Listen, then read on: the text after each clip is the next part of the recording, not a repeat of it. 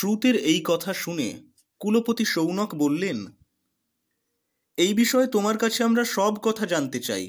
বেদব্যাস, শুকদেব, ভাগবত রচনা ও পরীক্ষিত সম্বন্ধে যাবতীয় কথা জানবার জন্য আমরা আগ্রহী। শ্রুত বললেন, দাপর যুগ এলে মহর্ষি পরাশরের পুত্র বেদব্যাস বসুকন্যা সত্যবতীর গর্ভে হরির অংশে জন্মগ্রহণ করেন। একদিন বদ্রিকাশ্রমে সেই ত্রিকালজ্ঞ ঋষি দিব্যচক্ষে জগতের অবস্থা দেখে যুগের প্রয়োজন অনুযায়ী ঋক, সাম, যজু ও অথর্ব নামে বেদ বিভাগ করলেন। ইতিহাস ও পুরাণ পঞ্চম বেদ হল। চারি বেদ পেলেন পৈল, বৈশম্পায়ন, জৈমিনী ও সুমন্ত, এবং আমার পিতা রোমহর্ষণ পেলেন পুরাণ শাস্ত্র।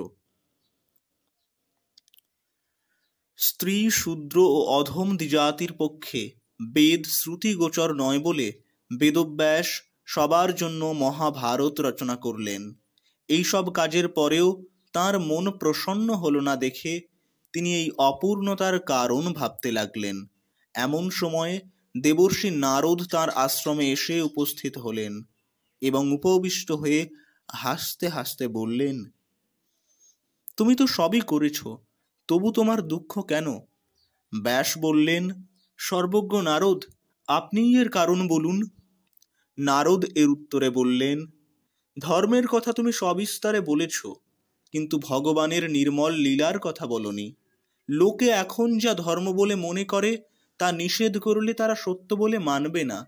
এই আত্মতত্ত্ব অনভিজ্ঞদের জন্য তুমি ভগবানের লীলা প্রচার করো।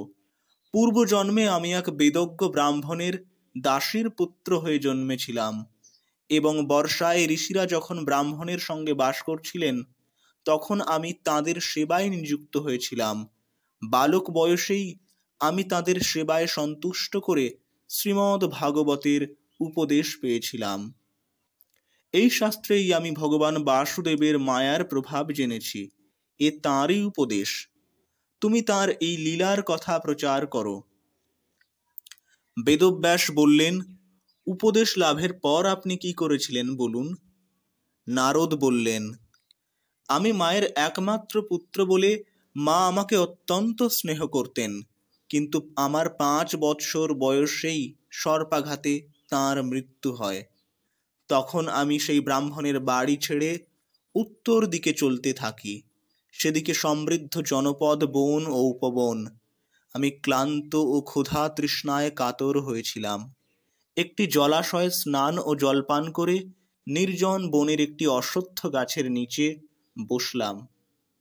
তারপর ঋষিদের মুখে শোনা পরমাত্মার কথা চিন্তা করতে লাগলাম। ভক্তি ভরে ভগবানের ধ্যান করতে করতে আমার চোখ সজল হলো এবং আমার হৃদয়ে হরি আবির্ভূত হলেন। অত্যাধিক প্রেমে আমার দেহ পুলকিত হয়ে উঠল এবং আনন্দের আতিশয্যে পরমাত্মাকে আর দেখতে পেলাম না।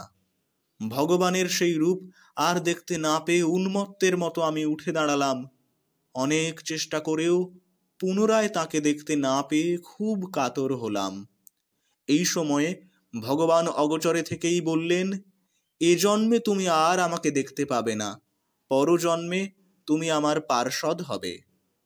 তারপর আমি ভগবানের নাম কীর্তন করে পৃথিবীতে বিচরণ করতে লাগলাম। সময় হলে আমার মৃত্যু হলো। প্রলয়কালে ভগবান সমুদ্রের জলে শয়ন করলে ব্রহ্মার নিঃশ্বাসের সঙ্গে আমি তার দেহে প্রবেশ করলাম। সহস্র যুগের পর তিনি নিদ্রোত্থিত হয়ে সৃষ্টির ইচ্ছা করলে তার ইন্দ্রিয় থেকে মরীচি প্রভৃতি ঋষির সঙ্গে আমারও জন্ম হলো। এখন আমি বীণা বাজিয়ে হরির কথা গান করে জগতের সর্বত্র বিচরণ করি।